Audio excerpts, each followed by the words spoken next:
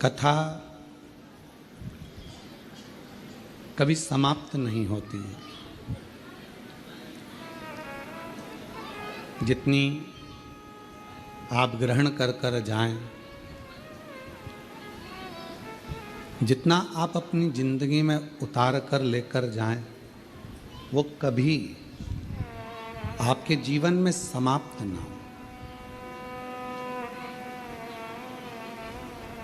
जैसे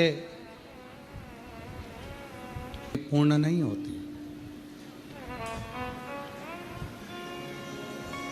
जब भी माँ लक्ष्मी का कोई यज्ञ होता है, माता लक्ष्मी का जब कोई अनुष्ठान होता है, माँ लक्ष्मी की कोई आराधना होती है, तो उसमें पूर्णाहुति नहीं होती,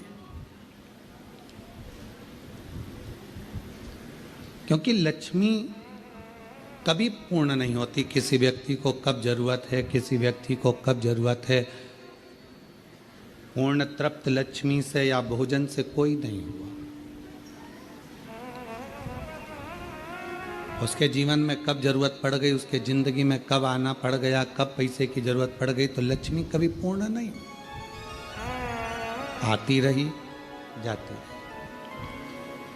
उसी तरह शिव महापुराण की कथा का कभी समापन नहीं हुआ, केवल विराम हो जाता है।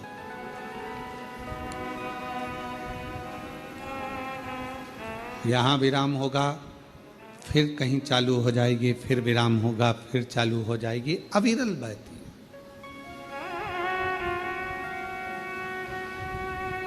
भक्ति भगवान देवादिदेव महादेव की उपासना ये कभी समाप्त नहीं होना चाहिए। जितनी उमंग, जितना उत्साह, जितना आनंद, और हम तो कहेंगे जितने भी शिव भक्त भले 1 दिवसीय यजमान बने हों, 2 दिवसीय बने हों, चाहे 4 दिवसीय बने हों, चाहे 5 दिवसीय बने हों, शिव जी से प्रार्थना करना कि हमको 7 दिन का पूरा यजमान जरूर बनाना। एक बार ऐसी भी कृपा भले बने।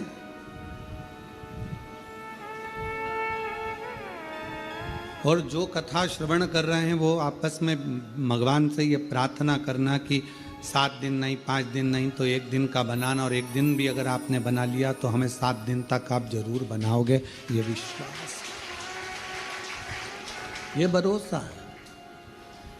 भक्ति, विश्वास, दृढ़ता, भरोसा ये कभी कम नहीं होना चाहिए। जितना जितना बढ़ा सकते हो भक्ति को, जितना जितना बढ़ा सकते हो विश्वास को, जितना जितना बढ़ा सकते हो श्रद्धा को, वो हमें फलित होगा।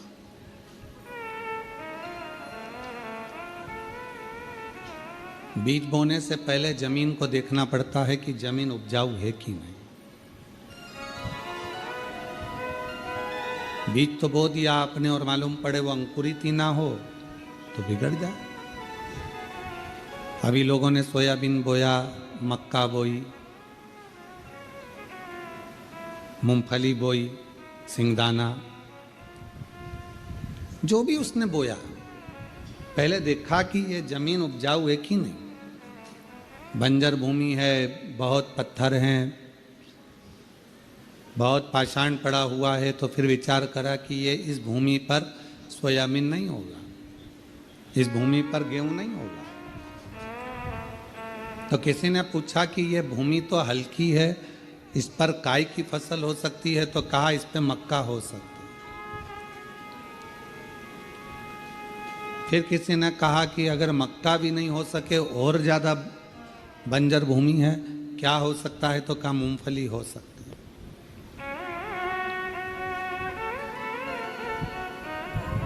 बहुत सारी चीजें।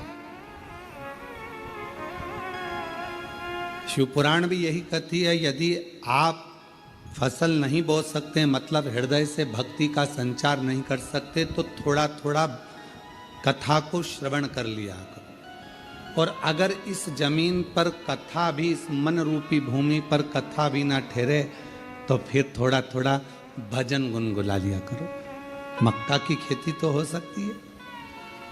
और अगर मक्का भी ना हो, भजन भी ना गुनगुना सको, तो फिर कहा कि मूंगफली बो दो, मतलब एक लोटा जल लेकर शंकर के मंदिर जाना चालू कर दो, तो उसको अंकुरित करना ये आपके ऊपर है। भूमि को क्लीन करना, भूमि को श्रेष्ठ बनाना, ये आपके ऊपर है। आप सभी को मालूम होगा, भगवान मैया यशोदा जी की गोद में जो खेले उनका नाम क्या था? सभी के दिल में भक्ति का और प्रेम का बीज बोकर फसल लेता रहता है। मेरे भगवान कृष्ण भी बहुत बड़े किसान हैं। उनका नाम ही कह रहा है कृषि इति कृष्णा। मैं फसल बोता हूं, किसान जमीन में बोता है, मैं दिल में बोता हूं। ये बीज डालता है, मैं भक्ति डालता हूं। वो भी फसल को लेता है, मैं भी फसल को लेता हूं। अपने भक्त को तैयार कर लेता हूं और फिर वो भक्त फसल को अपने घर में रखता है। तो जब फसल घर में आती है तो उसका भोग सब करते हैं। उसी तरह घर में यदि एक शिव भक्त पैदा हो जाता है तो वो पूरी 71 पीढ़ियों को तार देता है। सब भोग सब भोग।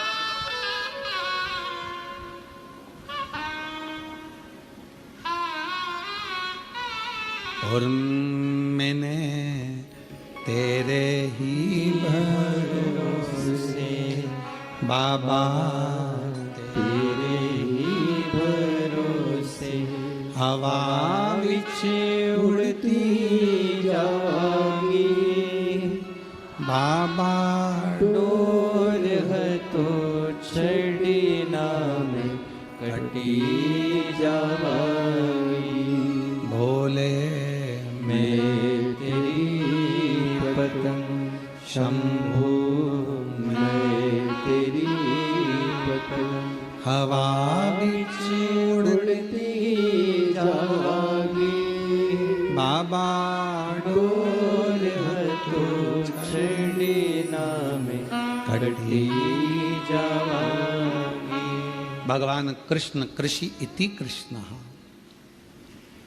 खेती करे, मोहल्ले का, कॉलोनी का, सोसाइटी का, घर का, गांव का एक व्यक्ति भी यदि शिव के मंदिर जाना प्रारंभ कर देता है तो वो धीरे धीरे समझ लेना कि पूरे गांव को, पूरे मोहल्ले को, पूरे कॉलोनी को पार उतार देता है।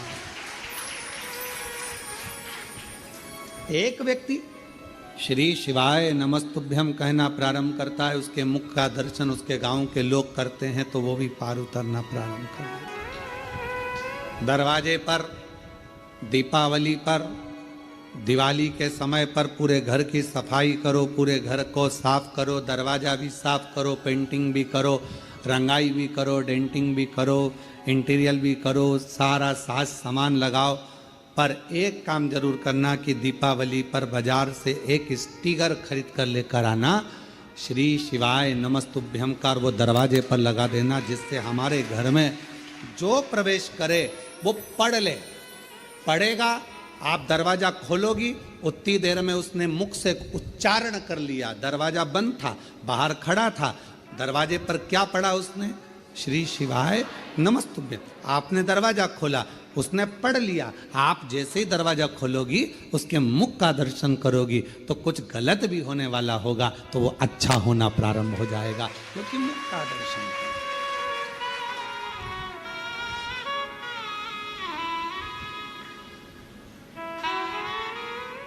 अपने घर के द्वार पर श्री शिवाय नमस्तुभ्यम दीपावली पर अवश्य एक स्टिकर लगा दो। कोई आएगा, दरवाजा खोलने से पहले वो पढ़ लेगा, क्योंकि जिसका घर होता है उसको पढ़ा जाता है। श्री भानु प्रताप जी का, राम किशन जी का, हरि प्रसाद जी का, नारायणी बाई जी का इनका मकान है, कमलाबाई जी का इनका मकान है, तो उसी तरह नाम पड़ेगा श्री शिवाय नमस्तुभ्यम। आप दरवाजा खोलोगी, उतनी देर में उसने पढ़ लिया। पढ़ा, कुछ गलत सूचना देने भी आएगा ना, और आपने उसका मुंह का दर्शन कर लिया तो वो गलत भी अच्छा होना प्रारंभ हो जाएगा, बेकार नहीं होगा, कुछ श्रेष्ठ हो।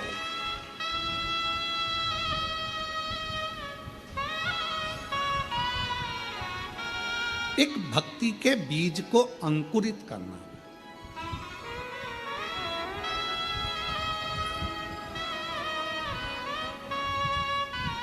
कथा में कहा था, एक बेलपत्र के वृक्ष के नीचे एक बेलपत्र में 68 करोड़ तीर्थ होते हैं। 68 करोड़। अब आप और हम तो कोई स्थापना कर नहीं सकते, आप और हम तो कोई तीर्थ बना नहीं सकते, बहुत बड़ा तीर्थ का निर्माण तो कर नहीं सकते।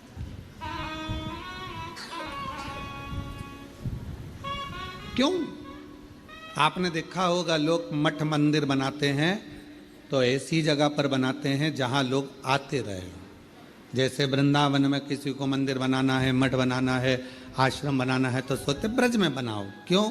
क्योंकि ब्रज में कोई आएगा तो भूल से अपने आप ही आएगा। अवध में बनाओ, अवध में आएगा तो अयोध्या में जो आएगा तो अपने आप ही।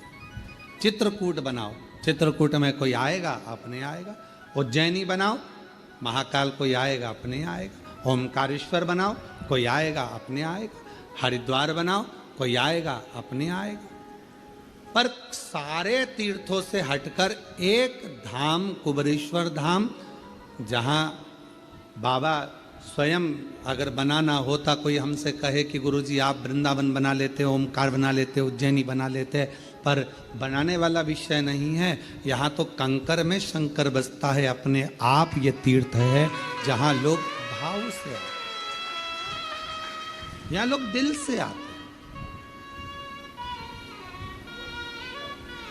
इसको बनाया नहीं जाता, ये स्वयं है, स्वयं। यहाँ बैठकर आप कहीं पर भी घूम कर आए हो, कितने भी तीर्थ घूम कर आए हो, पर कुबेरेश्वर बाबा के दरवाजे से अंदर प्रवेश करोगे, आपको एक अलग से ऊर्जा लगेगी। देखते देखते देखते आनंद के साथ अब जब बैठकर 108 बार श्री शिवाय नमस्तुभ्यम कहोगे, बाबा को एक लोटा जल चढ़ाओगे, दिल से कंकर शंकर की पूजन करोगे, रुद्राक्ष हाथ में लोगे, एक अलग से ऊर्जा अपने अंदर एकत्रित होगी अंदर।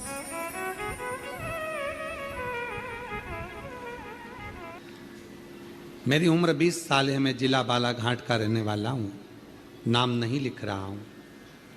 हम उनसे कहेंगे आप खड़े भी मत हो, ठीक है, आप अपनी जगह पर बैठे रहो। मैं बालाघाट का रहने वाला हूँ, मेरी उम्र 20 साल है और मैं अपना नाम नहीं लिख रहा हूँ। श्री शिवाय नमस्तुभ्यम गुरुदेव। सबसे पहले कुबेर भंडारी के चरणों को नमन करता हूँ, व्यासपीठ को नमन करता हूँ। मैं जब 11th क्लास में था, कुछ गलत दोस्तों के कारण, उनकी गलत बातों में मेरे द्वारा कुछ गलत कार्य हो गया, जिस कारण मेरी तबीयत खराब हो गई और मुझे एक गुप्त रोग हो गया। और वो गुप्त रोग ऐसा बढ़ गया कि मेरा इलाज कहीं पर भी नहीं हो सकता। जब वो इलाज कहीं पर नहीं हो सकता, बढ़ गया, घर के लोगों को बताऊं तो क्या बताऊं, फिर भी घर के लोगों ने खूब इलाज करवाया, खूब करवाया। कुछ समझ में नहीं आया, हल नहीं निकल रहा था उस रोग का। तब मेरी चाची जी रहती हैं, उन्होंने कहा कि सियोर वाला बाबा कथा करता है और ऐसा सुना है कि कथा में औषधि के रूप में वो कथा होती है, अगर व्यक्ति सुने तो भी वो ठीक हो सकता, उसका रोग मिट सकता। मेरी चाची के कहने पर मैंने चुपचाप से मोबाइल में आपकी कथा सुनी। कथा में आपने कहा कि कोई भी तकलीफ हो तो हिम्मत मत हारो,